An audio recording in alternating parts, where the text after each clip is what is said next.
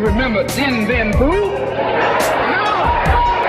The same thing happened in Algeria, in Africa.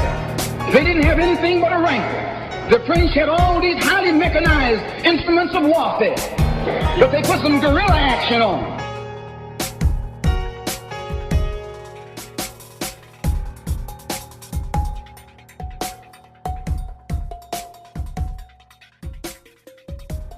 Hello and welcome to a Guerrilla History Intelligence Briefing. For those of you who are subscribers to the podcast, you are going to be getting this episode a couple weeks after the people on our Patreon. The idea behind these intelligence briefings is that they're going to be shorter, more informal looks at different historical events. We're not going to have guests on for the most part. We're not going to have books that we're basing the discussions about. It's going to be a very informal, conversational discussion between the hosts of the show about these historical events to kind of bring them up to your consciousness, and hopefully you'll get some use out of them. So just briefly, before we get into the topic at hand, the idea behind these intelligence briefings is we're going to roughly be recording 2 a month, roughly. Both of them are going to be going up onto Patreon first. One of them will have a couple week delay before it comes out onto our general feed, so it'll be unlocked for the general audience after a couple of weeks. The other episode is going to be a Patreon exclusive episode. So if you are listening on the general feed and you want to get the access to these intelligence briefings right away, and you want to make sure that you get even the Patreon exclusives, join our Patreon, patreon.com/guerrilla history. And as I said, if you're only listening on the general feed, this will have recorded about 2 weeks before it's released. So information might change between now and then. So just keep that in mind. But without further ado, our conversation that we're going to have today is about vaccines. So given the recent news that we had, we're recording on Friday the 13th. So on Monday, it was announced that Pfizer has a vaccine candidate that appears to be about 90% effective. And they're really trying to push this vaccine through as quickly as possible. That way we can prevent as many cases of COVID as possible. And it made us think about how in the past we've had examples of vaccines that perhaps made it through the regulatory process, but the safety information was not fully fleshed out at the time of its release to the public, and there was some negative consequences associated with that. And there's also some more nefarious instances of vaccines being either put out or not put out that I think that we want to talk about. So I sent a couple of examples to the guys to look at, and here we're going to have a conversation. And as always, I'm joined by Adnan Husain, Director of the School of Religion at Queen's University, and Breht of Rev Left Radio. Hi, everyone. Yes, hello. And I just want to say something up front as well. Another plus of tackling this history and understanding it is not only because of the obvious situation that we're in a pandemic looking down the barrel of a possible vaccine right now, but also just the ambient level of suspicion in our society around vaccines, the ignorance about how they're developed, who develops them on what sort of trajectory, etc. I think it's important for those of us on the left to understand the science and the history here, so that not only that we can have a sort of more coherent understanding of how these things play out, but that we can turn around in our own communities and spheres of influence and help push back some of the more anti-intellectual, anti-scientific, conspiratorial thinking surrounding vaccines, which we might get into a little bit more here. But I think it's really important that we take this stuff seriously, and then we go out into our own spheres of influence and help spread the actual science and the actual history to push back on that conspiratorial thinking. Having said that, Breht, I think you're right about the importance of having an accurate scientific understanding. So we're really lucky that Henry is going to be able to tell us, and we can direct you to other resources.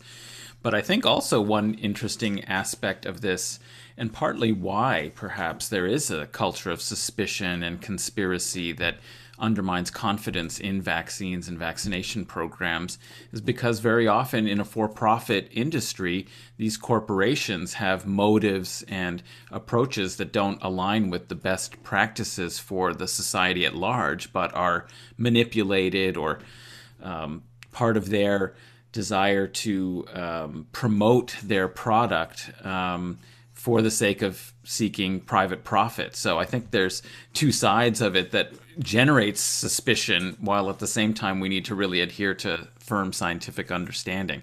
I think that'll be interesting also with this Pfizer getting a lot of attention. And definitely, as Henry mentioned, they're really promoting and pushing it. So the real question is, well, what does the science really say about how it's developed? So I'm glad Henry's able to tell us more. Yeah, and really quick, I think that's important too, because we think about the conspiracy theories being predominantly a thing of the right, but because there's this intersection of like corporatism with the vaccines, it's often flourishes. This specific conspiracy theory can get a foothold on the left because of our inherent suspicion of corporations. So that's incredibly important. Sorry, Henry. No, that's fine. Like I said, I want to keep this nice and informal for the listeners. Listeners, if you're not on my Patreon, or if you don't follow me on Twitter, on the day of the announcement of the Pfizer vaccine, I made a 15-minute long video on YouTube explaining what that announcement does mean, what it doesn't mean, and what our prospects are going forward. So if you haven't checked that out and are interested in what that announcement actually means, cutting through any of the speculation that some of the major networks might be doing on the vaccine and talking about how the stock market is going to respond to that. If you just want to look at the science, I'll have that video linked in the show notes. So just look down below, or join me on Patreon, patreon.com/Huck1995. So guys, did you get a chance to look at any of the incidents that I sent to you, and what did you think about them, if so? And maybe we'll bring up individual examples and we can chat about them for the listeners. Yeah, I mean, the one that obviously stood out to me was the situation in Pakistan, where it was basically a CIA operation under the guise of providing vaccinations, I think for polio, in Pakistan. It's hepatitis B. Hepatitis B, okay. So Yep. That's what they were vaccinating against. And there was some suspicion by like counterinsurgents or insurgent militants and stuff about what the U.S. was actually doing. And then maybe you can go a little deeper with the details, but it basically turned out that it was a front trying to get genetic information on different people to pursue bin Laden. And so that eventually came out after the fact. And it obviously exploded people's suspicion around vaccines and put a real dent in the ability for the public health officials in that area to get hepatitis under control. Yeah, exactly. I think that was a good introduction to it, Brett. So as you said, this was basically a front by the CIA to try to get genetic information to pinpoint bin Laden's location. So a little bit of background here. Around the time that this program was taking place, there was only 4 countries in the world that still had active wild cases of polio. We called them the pain countries: Pakistan, Afghanistan, India, and Nigeria. And since then, 2 of them have dropped out of that list. But at the time, it was those 4 countries that still had wild circulating polio. And we are trying to eradicate polio still. What was happening at the time, though, is that the CIA, and this came out later, the CIA was basically paying a doctor to set up a fake vaccination, hepatitis B vaccination, in these rural areas in Pakistan. And what they were trying to do is, instead of giving the vaccine for hepatitis B to children, they were collecting genetic information from these children, and they were hoping to find somebody who they were able to determine was a child of Osama bin Laden. And then if you find a child of Osama bin Laden, you might be able to find Osama bin Laden himself. So obviously this is before the US went in and killed him.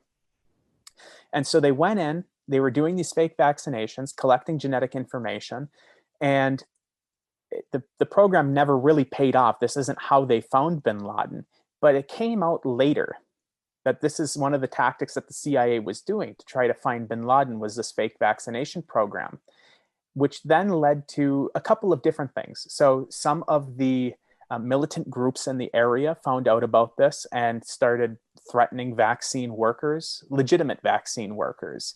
They started threatening people that were wanting to get vaccines. And there are, on the other hand, there was also just skepticism among the population in the area. They saw the CIA was coming in doing these fake vaccinations because they cared more about Osama bin Laden than caring about the people in the area and preventing hepatitis B. So there was a mass skepticism in the area against vaccine workers, as well as actual violence that was being threatened and in some cases perpetuated against vaccine workers. The result of this was the rates of polio vaccination in the area the area of Pakistan that this covert action was taking place.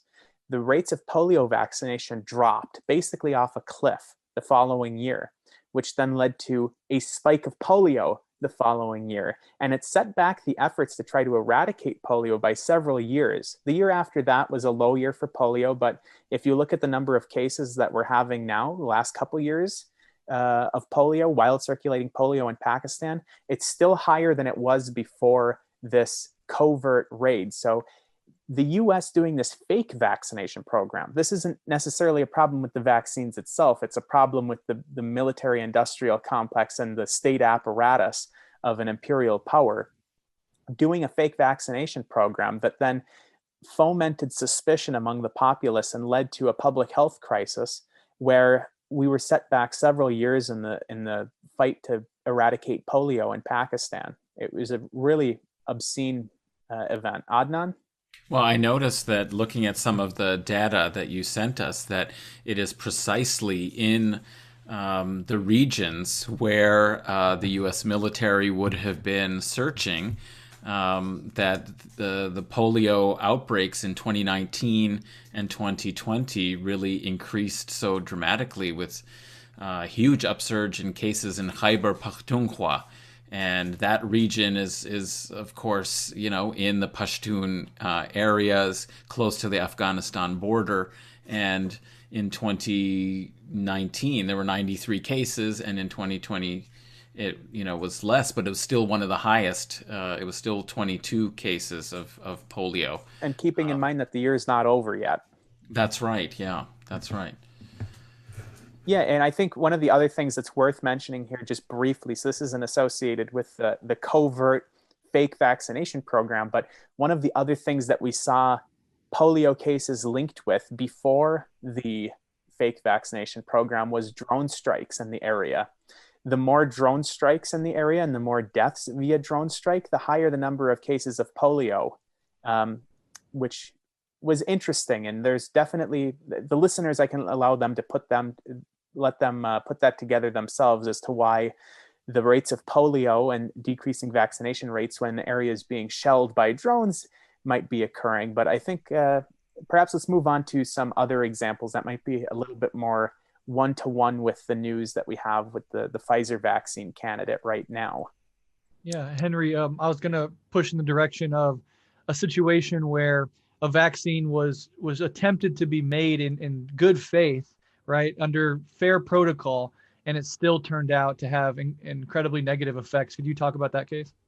Yeah, so there's actually several cases that would fit into that description, and two of them that I can bring up are the Qatar vaccine. So the Qatar polio vaccine is one, and then the dengvaxia vaccine is the other. Adnan, I know you know a little bit about the dengvaxia vaccine. We've talked about it before, so I'll let you bring that up in a second. But I'll talk about the Qatar vaccine briefly right now. So the Qatar polio vaccine basically was, I don't know if the listeners are familiar with it, but if not, you can look it up pretty easily. Early on, what was happening, there was two researchers that were working on polio vaccines. There was Jonas Salk, who was working on an inactivated polio vaccine, and Albert Sabin, who was working on a live attenuated vaccine. Now, Salk's vaccine came out first, and that once he developed his vaccine, there was a bunch of pharmaceutical companies who were going to be doing the production of the vaccine, right? Okay, so you've got all of these different plants that are going to be producing it. One of the things that's critical with inactivated vaccines is that they're actually inactivated, but it turns out that that was not the case for one of these companies. So Qatar Pharmaceuticals was one of the pharmaceutical companies that was producing the Salk vaccine. But the issue is that they didn't inactivate the vaccine properly. So there was live vaccine in their vaccine that they were giving out to children, and the children ended up with polio. There was about 220,000 people who were found to have gotten polio as a result of this Qatar pharmaceutical vaccine. Polio vaccine. about 120,000 of them got it from the vaccine itself, which had non-inactivated virus, and then there was about 100,000 other children who caught it from people who had gotten that vaccine, and there was almost 200 people who were severely paralyzed by it, and 10 that died because of this vaccine. And briefly, before we get to the other thing, this reminds me of a recent example that I was telling Breht about before we hit record. Just last year in China, there was a pharmaceutical company that was doing research on brucella, which is a bacteria that's spread from animals to people and back. It's not super deadly, but in some cases, the symptoms can become chronic, where it lasts several months to several years. And needless to say, that's kind of a bummer as a person. But what happened is this pharmaceutical company in China was trying to do research on a vaccine. And so they were using the bacteria in there. When they were done using the bacteria, what they would do is they would sterilize it and then pump the air out of their facility. But it turns out that their sterilization techniques were not up to par, and they ended up just pumping out the bacteria into the city that they were in.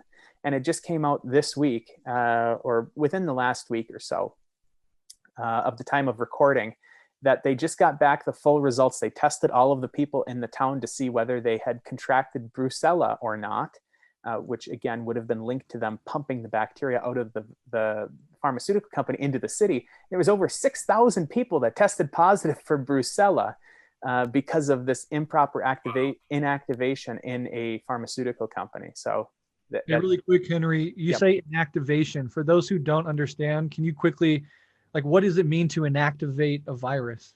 Yeah, okay, good question. So I'll keep this very brief because I talk about this on my Patreon too, and people can also check that out, or any of my other media appearances or whatever. But basically, the two original types of vaccine that we had were inactivated and live attenuated. I mentioned this in regards to the polio vaccine. Inactivated, basically, they kill the virus, completely dead, but not completely destroyed. So you want to keep the virus, the proteins intact so that the body can recognize the proteins, but you want the virus to be dead so you're not getting infected. That's inactivated. Live attenuated, on the other hand, they basically grow the virus in conditions that it doesn't like to grow in, so that it gets really, really damaged and weak, but not completely dead. So you can think about this as growing it in media that it doesn't like, with very little nutrients, just enough to keep the virus alive, but the virus is really, really unhappy. This is an oversimplification, but for our purposes, it's fine. So that's when we say attenuated, that's what it means. Unhappy virus, not dead, but it doesn't really cause disease because it's so unhappy and kind of crippled. Think of it as a crippled virus. Whereas inactivated is dead, but still intact. And I think that helps because a lot of people have this sort of false idea that vaccines, give you a little bit of the virus, but not a lot. And I think that's a way too simplified understanding of it. So I think that thing that you just laid out really helps us understand what exactly we're talking about when we talk like that. Sure. And just very briefly, the Pfizer vaccine that we're talking about is completely different than both of those. This is an mRNA-based vaccine, synthetic mRNA. So what they're doing here is they're constructing the mRNA, which, in the body you have DNA, and then you have mRNA, and then mRNA makes protein. It tells the body to make protein. It codes for proteins, right? COVID itself is an RNA virus. It doesn't have DNA, so it just goes right from RNA into protein. What they did in the lab is they made mRNA, which is just a type of RNA that codes for different proteins of COVID. They're injecting the mRNA into the body. That mRNA is going into our cells, and then our cells are producing proteins associated with COVID so that our body recognizes the proteins. But we never actually put anything that was ever a virus into our body. It's just the synthetically produced sequence that makes our body produce some proteins associated with the virus that our body recognizes it, but we never get any virus in it. With the Pfizer vaccine specifically, there are other vaccine candidates out there right now that are using viral vectors, but that's a different story for a different show. Interesting. Adnan, you have anything that you want to add? Well, I wanted to ask you actually about the dengvaxia scandal, and this is a pretty interesting one because in the Philippines, they developed in collaboration with, I think it was a French pharmaceutical company, a vaccine for the dengue fever, which is a big problem in the Philippines. But they made all kinds of mistakes in how they developed it or administered it, such that it caused a lot of problems. And one of the scientists, at any rate, I think of several of the scientists who actually worked on it, were charged with right. criminal negligence. And so that seems like a very uncommon. You don't hear a lot about scientists being charged because they made mistakes in the science. And I'm wondering if you thought that there was something a little bit more nefarious. Maybe you could tell us about the case and about the culpability of the scientists from your view. Yeah, that's a great question. And I'm going to lead in with another quick example to explain why one of the reasons why we rarely see scientists charged. So in 1976, we had a swine flu outbreak that was going around, and they really wanted to rush the vaccine to production because basically what happens is the flu vaccine is a combination of a couple of different flus that they predict are going to be the major strains that year. And they make this cocktail with the things that they're predicting, but it doesn't always hit. That's why some years our flu vaccine is really effective. That's if they predicted the right strains. And some years it's not very effective. That's where if they predicted the wrong strains. In 76, there was a strain that was going around that was pretty nasty that they hadn't predicted. So they wanted to really rush to production a vaccine that wasn't originally planned. And one of the things that the manufacturers of the vaccine demanded of the government was that they have basically immunity from any negative consequences of the vaccine. They said, hey, you're making us rush through this. So if anything bad happens to people because of this vaccine, we don't have any responsibility for that. And the government signed off on that. And there was a linkage to Guillain-Barré syndrome that came up afterwards. It was rare, but it did happen, and it was linked to the vaccine. But none of those people were ever held liable for that because they had made a prearranged agreement with the government to get out of any liability, which in that case did make sense because they really were put under the gun in that case. In dengvaxia, on the other hand, as you mentioned, dengue fever is a problem in a lot of these tropical areas. It's a mosquito-borne virus. Usually what happens if somebody gets dengue fever once, they're pretty miserable for a while, but they don't usually die. I mean, the death rate of dengue fever is quite low.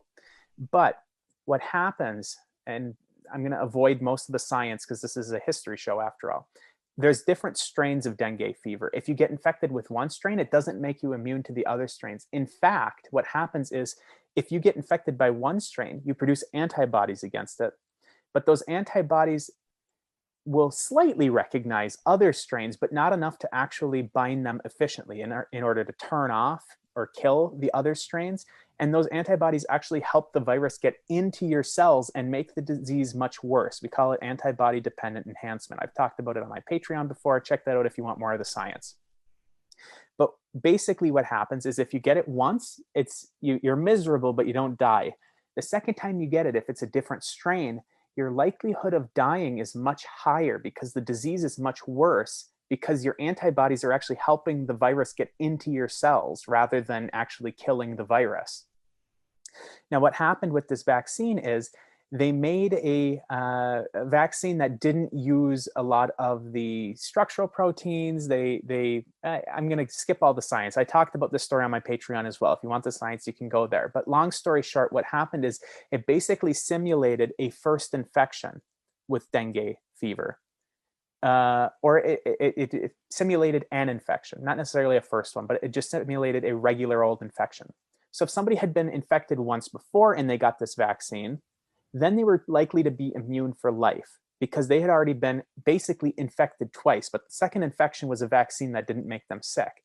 However, if they had never been infected before and they got this vaccine, it was basically as if they had been infected before. So then if they got infected later by a different strain, it was like the second time of being infected and was much more severe. So what they found is that this vaccine And this vaccine went through all of the regulatory trials and passed all of the safety tests that they had on it and efficacy tests. But when they put it out in the Philippines, this is in 2017, it's really recent. When they put it out into the populace, what they found is the vaccine did cut the rates of people getting the virus. There was a lot less people that got the vaccine that were getting dengue fever, but the people that still got dengue fever after having the vaccine were much more likely to die than people who had not gotten the vaccine, somewhere between 10 and 100 times more likely to die than if they had not gotten the vaccine.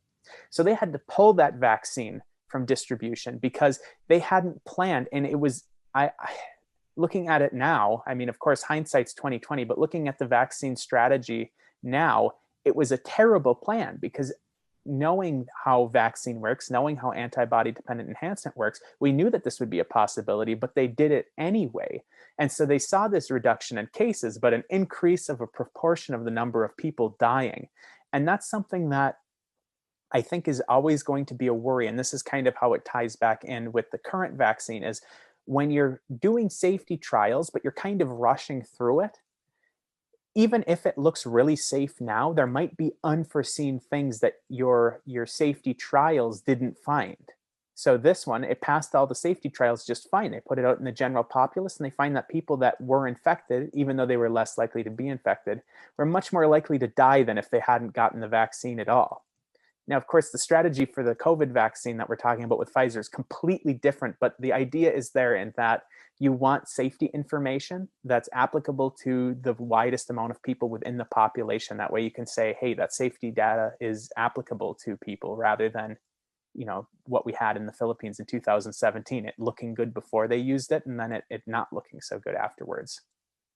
Well, is that partly, Henry, that they wanted, maybe because this was a private pharmaceutical company that was involved, that they wanted to administer it as widely as possible rather than doing the background public health work to determine who had already been infected in the past, in which case administering it to them would be safe. But it might be a much more limited group of people for whom it was effective and safe, and they wanted to administer it widely to all these kids and have a lot of administration and sell to the government a lot of vaccinations, and it would have been much more tailored and very limited a market. That's why I was kind of concerned at the outset with problems that may emerge that aren't a problem of the science necessarily and of the vaccine's effectiveness for doing what it's intended to do if the intention is to serve public health rather than make somebody money. And the problem is really when you introduce a corporate capitalist system, pharmaceuticals companies are incentivized, even through public health services, to want to implement in a way that will maximize the sale of their product and produce greater profit rather than, have a smaller market that might be safer. There's no incentive for that. Yeah. So, of course, this is going to be speculation on our part, but that is always possible. Whenever there's a profit motive involved, there's always going to be the potential for people that are going to be acting in the profit motive rather than in the case of public health. Whether or not that was the case with this, it's impossible to say unless we see, memos come out that say, hey, make sure that even if the kids haven't been infected before, to give them the vaccine, because that means that we'll have more people that we can vaccinate. But sure, anytime that we have a profit motive, the potential for using that profit motive as a means to getting the research out is certainly there. And I just want to mention one other quick thing that I forgot to mention, but is kind of the important point of this dengvaxia story. So the point of our show is to talk about how events will shape history and how events shape society. One of the things that happened after this dengvaxia fiasco in the Philippines is people in the Philippines got really concerned. So this is basically the idea that we had in Pakistan with the fake vaccination problem, is that the people in the Philippines got concerned because they saw that this vaccine was causing kids who, most of them didn't get sick, but if they did happen to get sick, they were much more likely to die. They got concerned. And so they stopped taking the MMR vaccine, which is measles, mumps, and rubella. that's a super safe vaccine and super effective and very, very important. The MMR vaccine is one of the most important vaccines that we have. But because of the dengvaxia fiasco or scandal or whatever you want to call it, people stopped taking the MMR vaccine, large amounts of them, so much so that there was several outbreaks of measles across the Philippines that took place within the couple of years after the dengvaxia scandal, because people were so afraid of these pharmaceutical companies giving them something that's going to make them more likely to die rather than actually help them, that they just stopped taking things even that we knew were very safe. And it led to a public health crisis again, and this is going to disproportionately affect young people and poor people who the vaccine's very cheap and it's most effective for young kids that are going to be more susceptible for these diseases. And by the improper action of the pharmaceutical company and the regulatory process that just kind of failed in that case, we had hundreds or thousands of children dying from measles that otherwise wouldn't have died if it hadn't been for an unrelated vaccine. So it's kind of, this is the history here and the societal impacts. It's a very interesting thing to see children dying from measles because of a failed dengue fever vaccine. But alas, that's what we had. And this is why it makes these discussions often complicated, because in the case of Pakistan and the Philippines, right, in these two cases we covered, there were legitimate reasons to be suspicious of these vaccines, right? Like cold, hard facts about the CIA and then the dengvaxia scandal or mishap or whatever. And those people had every right to then be suspicious, although it had downstream effects that they became suspicious of vaccines that were completely safe, and and that's its own problem. But here in the US, it's different, right? Because I think if you talk to a lot of the everyday anti-vaxxers here in our society, they're not going to know about or reference any of the things we've talked about so far. Oftentimes you'll see them referencing this one paper about, the links between vaccines and autism, for example, which has no historical or scientific integrity at all. And so understanding these instances and where the history and the science and the profit motive came together to create bad results is important for us to know. But on the other hand, we have to be able to separate those instances from a lot of the conspiratorial thinking that's going on in the US surrounding vaccines much more broadly, and where the genesis of that skepticism is. On the same hand, though, we're looking at a Pfizer vaccine coming down the pike, which has been produced under a lot of the same pressures that in the past have given risen to errors. And if this Pfizer vaccine comes out and for one reason or another does cause harm or isn't as safe as people thought, the impact on people's belief in and faith in science and the public health sector, especially, will just plummet even more than it already is. So there's no easy answers here. We're definitely not pushing forward skepticism of vaccines. As Henry has said, there's these vaccines that are tried and true and been around forever. But it behooves us to understand these complications so we don't make the opposite error, which is to pretend like everything is lollipops and rainbows and there's never been any, mishap or scandal or fuck up on this front. Yeah, I think that it's important for the listeners to know. So we've been talking about vaccine scandals. We're all pro-vaccine. We're not anti-vaxxers on this show. We just want to provide a little bit of historical context here. But we are all pro-vaccine. So go get your vaccines. That's point number one. But I think, Breht, you raised a really good point, which is that when you have these small isolated cases of things that can raise suspicion or, cast doubt on the efficacy or safety of vaccines, that it causes long-lasting problems. So the paper that you referenced about the link between vaccines and autism, that's, I think, 25 years old now. That was a paper that was published in The Lancet by Andrew Wakefield, who's had his medical license revoked because he literally, when I say literally, I mean this in the literal sense, he literally falsified data to show that there was a linkage between vaccines, and I think it was the MMR vaccine specifically, but between vaccines and autism. He literally made up data to publish in the paper, and he was being paid by different special interest groups that basically would explain why he would do that. But that paper was 25 years old, and it's still the basis for a lot of the vaccine skepticism in the country. One other thing I want to bring up, and this circles back to the Qatar polio vaccine that we talked about earlier. I think that, again, understanding history and understanding sociology will really help us understand why things unfold the way that they do. So again, the Qatar vaccine took place in the 50s. I want to say 55, 54 or 55. At that time, people were dying left and right from what are now vaccine preventable illnesses that just don't exist anymore. Smallpox was still around.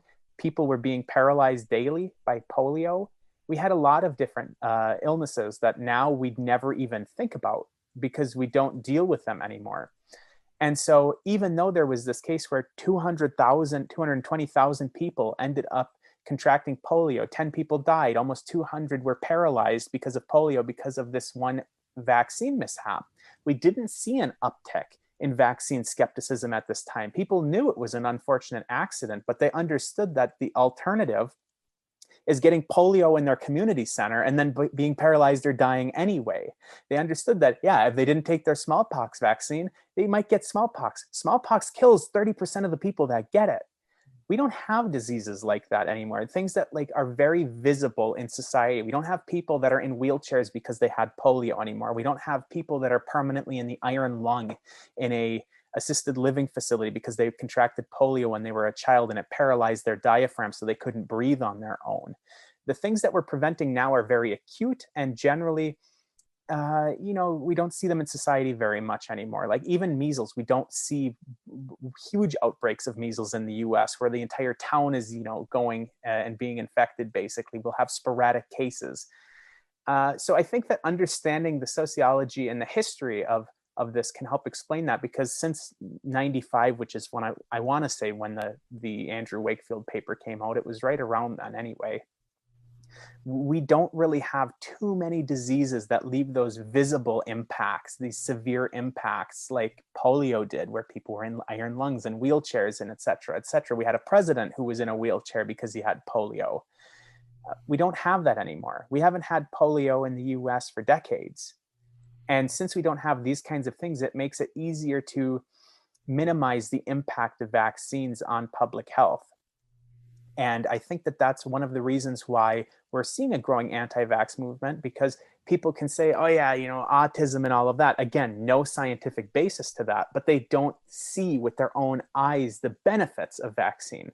So I just want to underscore that, yes, we are very much pro-vax, but we also are pro-public safety. So I think that this is probably a good way to tie it up, unless either of you have something else that you want to say before we close. But this Pfizer vaccine, so this is how we opened the conversation. The Pfizer vaccine, they're searching an emergency use authorization.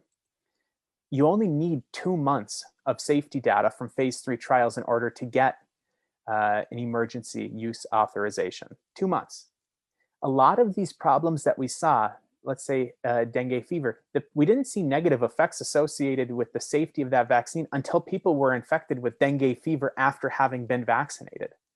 The Qatar vaccine, we saw negative effects right away, but the dengvaxia vaccine didn't see the effects right away.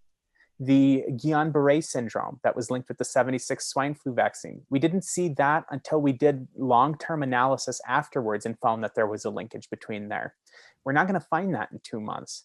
So I want to emphasize the vaccine strategy that Pfizer is using is a very safe strategy. This mRNA vaccine strategy, it's a very safe strategy, but that doesn't mean that there couldn't be some safety concerns. So when the vaccine is approved, and it's looking increasingly likely that it will be, let's make sure to pay attention to the safety profile of the vaccine, not only during its trials, but also in the days after the trials, to ensure that we're not going to have another incident like we had in the past that's only going to give fuel to the anti-vaxxer fire and allow for this backlash against all vaccines that keep us safe and keep our children and friends and family safe.